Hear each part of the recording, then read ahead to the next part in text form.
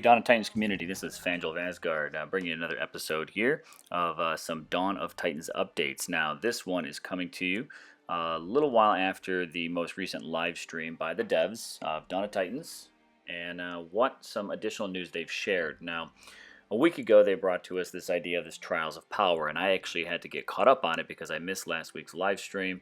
And this week, I wasn't going to miss it. I was going to get caught up, so I did.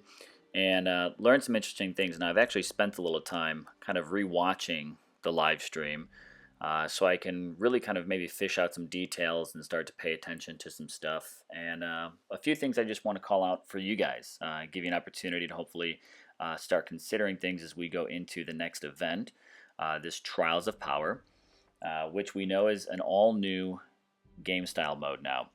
So different battle element than we've seen in the past.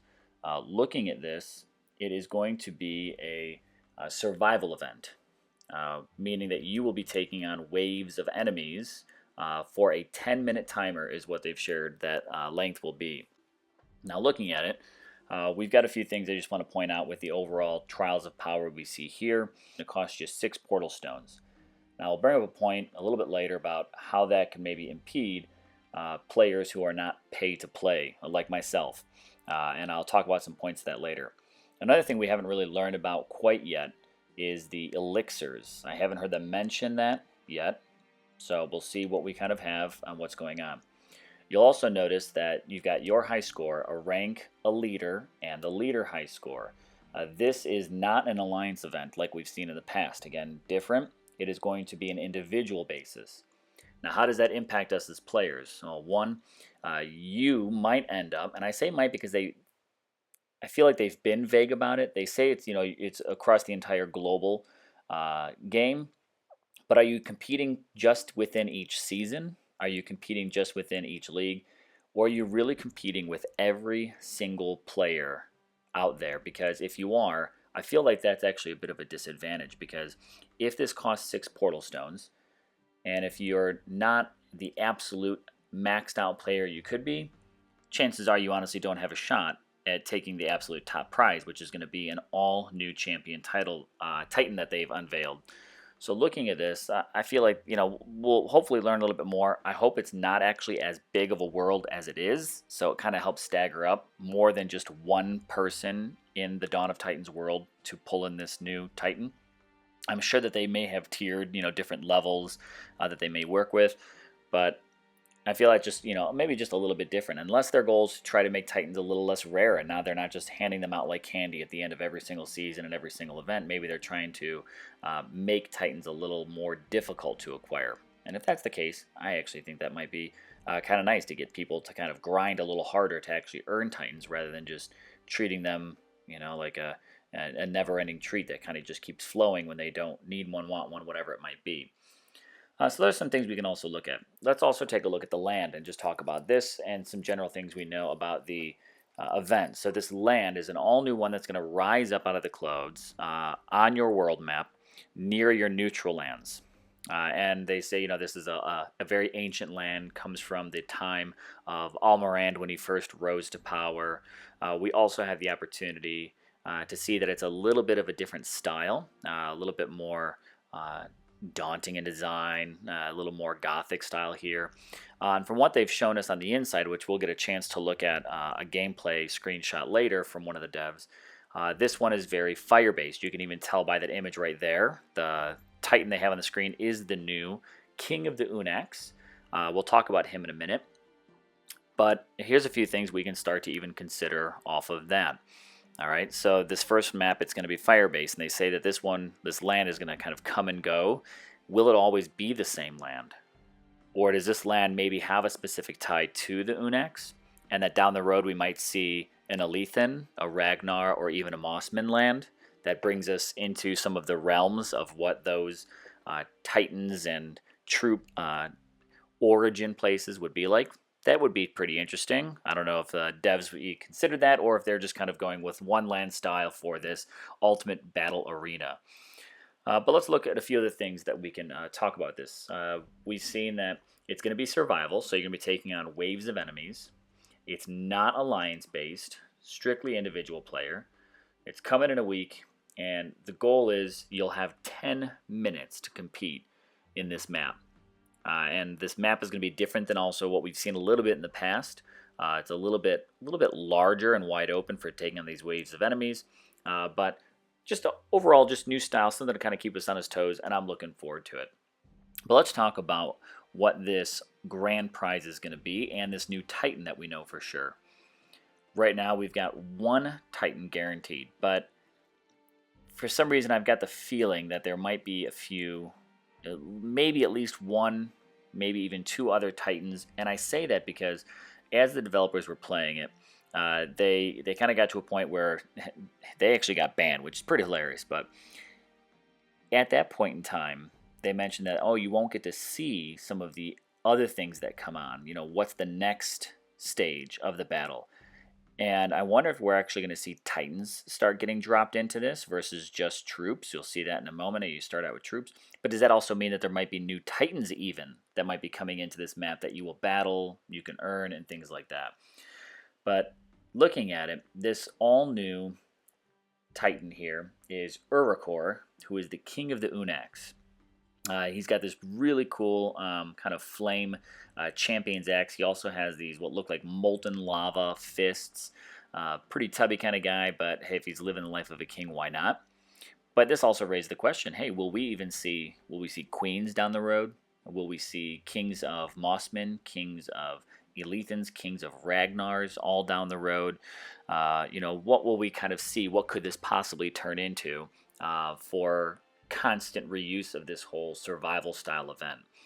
Looking at him, he's going to be a 4-star champion. I'm assuming that the very top prize, which we do know will be this Titan, is probably going to be pre-leveled, maybe a 30 out of 50 we might see. Second place might be something like a 20.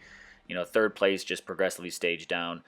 It does sound like we're going to have all new relics that come in here too, and I'm going to assume right now that they're going to be based around the Unax, so they're going to be additional relics to support your Unax Titans, your Grenadiers, and we'll see what happens there because they would not speak about the relics and the additional rewards that would come in there, just that there will be some relics. So we'll see what kind of goes on. Be interesting to see how this prize tier works out, but looking at the overall prize from this, it'll be pretty neat. If you like collecting these Titans, now you got another new one. The only challenge will be is again looking at those 6 portal stones. If you're not paying to play, how often will you be able to get in there? If you're not buying gems to then buy portal stones, will those people who are not sinking hundreds of dollars into this even have a chance at getting up there? Or will this give us an opportunity? Is it going to be staggered where again we might be per season or per league, or is it just one full entire global game? In that case, it might be even a little discouraging. But let's move on to the next one here and take a look at the battlefield that we see. Now, the battlefield is different. Again, here you can definitely see a lot of that Unax vibe. There's fire on gates. We've got, this very aggressive kind of map. And then we have this unique design to it. You can see that there's a few gates. There's a few caves with fences around it. Again, this is the dev screenshot, so their troop alignment. But there's a few things I want to talk about this that they did give this suggestion, and you can actually see a bit during their live stream, is the choice for different troops. Now, one thing I like the idea for this is that as you go on, your waves include more troops that you'll go against, more enemies, and also progressively increasing in difficulty. Being 10 minutes, they said that anyone that's maybe a level 10 or less, you might be lucky to get halfway. For those that are a little higher than that, probably looking at levels 10 through, I don't know, maybe 15 or 20-ish, you might have a really good chance of getting a little further. And I'm assuming everyone that's at castle level 25 and troops are pushed up just as high will also be important to help you get to the end. Which, for me, also brings up a point that, hey, remember as you guys play, every time you level up your castle, make sure you max out everything else with it. Don't just keep pushing your castle along, because then you've got to play catch up with stuff. So that's a little side road there, but keep that in mind. But looking at this, we see that the troops drop in the center. So with that, we know that we can pretty much focus everything in that area. The devs did say that troops will not drop behind us. During the gameplay for the devs, I did not see any enemy spells come in this map. If they did, I missed them. I did not see anything, which is kind of relieving that you don't have to worry about that meteor coming in or the poison popping up, to the point that they played till, and there were still several minutes left. Looking at this, a few considerations for strategy. There are spell drops that you can collect, so definitely throw one. I'm even going to consider using at least 2 Panthers in it because it's a pretty big map. And at one point in time, there were actually a couple of spells that were laying on the ground. So the ability to maybe get to those quick can help you out, because the more troops you can destroy faster, the more troops you have the ability to destroy within those 10 minutes. So the faster you kill them, the more you have access to, and for each troop that's killed, you earn points. And it sounds like the points are equal to about that damage that you do to them. So again, the more damage you do, the more troops you take on, the more points that are actually available to you within those 10 minutes. You take forever to kill just one set of troop, the number of points available is way less. So keep that in mind. It's all about speed here. Combining the proper relics and bringing the right troops. It seems like range can get you pretty far at the beginning. I like the idea of probably bringing in some meat shields with Goliaths and having them kind of out there, keeping some Unex probably in the back. I'd probably go with them over archers just for that a little extra damage they can do to really wipe out troops. I know that archers do really great piercing and stuff like that, and they would probably be great later on. But if I can smash through series and series of troops for the first couple of waves, that might open up the opportunity to get in some extra troops for battle. I myself am probably going to even go with a champion Ragnar Titan, just for the idea that he can be a tank and he can actually last a little bit longer, so I can get more out of him, 4 waves of enemies, and the right relic combination. We did see later on that more pikes, more Goliaths dropped in, so I would definitely consider things that are going to increase your ability to damage those styles of troops. You really kind of consider what options are to increase damage output on here, and take on these waves.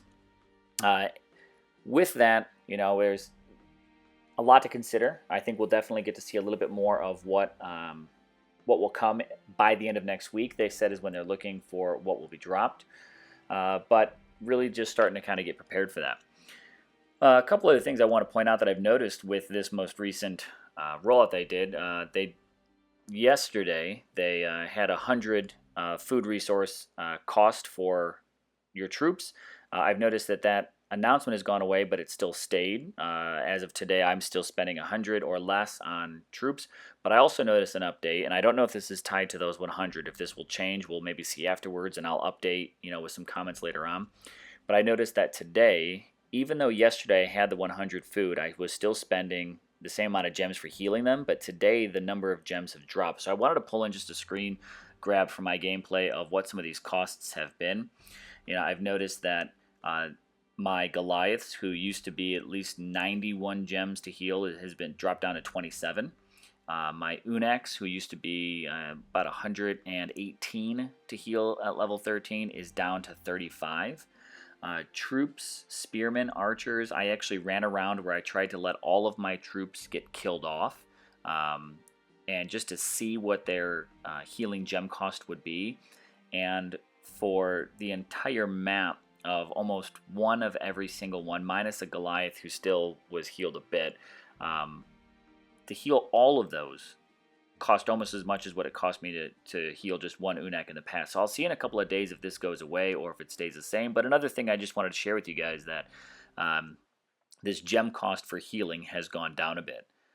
So something to pay attention to. Keep an eye out on that. Next thing I want to just talk about is this Volstan's Vengeance that we have going on. With this event, we have now seen that they kind of teased us with this, and it didn't turn out to be what I wanted it to be. I thought it was going to be an actual just another week-long event or 4 or 5 day event, as those have kind of varied here and there.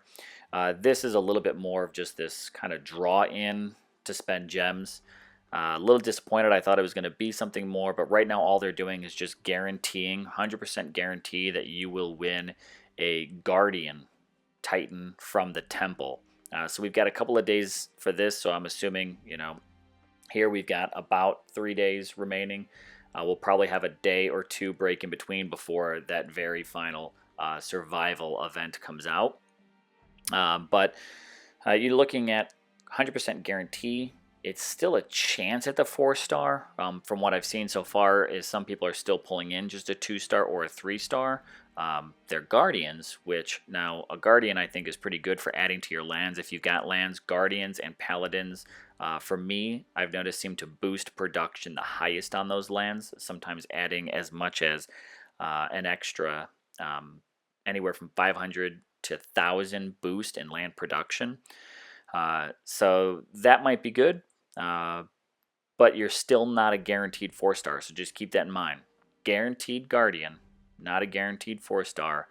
But again, it's just an opportunity for them to kind of pull you to get some more gems and get some more activity in that temple. Take it or leave it. I'll be passing because, again, hey, I like taking this as the free way of doing things. Hopefully, give you guys some ideas of different tactics to do that. But hey, you can always pay to play and even rack up some more stuff. But I know one thing I've kind of learned is that with the 4-stars, you can get them, but they just take a lot of work to progressively level up. That I'm pretty happy with 3-stars myself. Let me know what you think. Are you happy with 3-stars? You prefer to just stack up on these 4-stars and completely level them out? I'm at a level 20 here myself, so I've still got plenty of time to grow. I'm not in a rush, but I'd like to hear what you think. Again, please remember to like, subscribe if you're checking out my videos, and share it with your community. I'd love to get more people seeing more news about Dawn of Titans. But again, this has been Fandral. I'll see you guys next time.